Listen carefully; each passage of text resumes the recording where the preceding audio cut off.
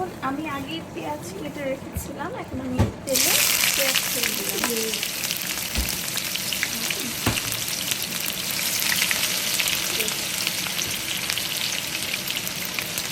তেলটা ভালো মতো গরম হতে হবে।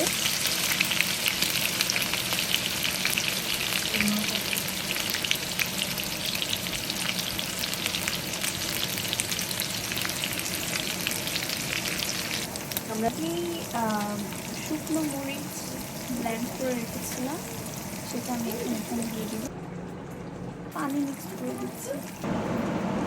এখন আমি এটাতে আলু আমি আগে স্লাইস, এখন আমি কিউব করা মূলা ছেড়ে দিচ্ছি, এটা ছেড়ে দিই।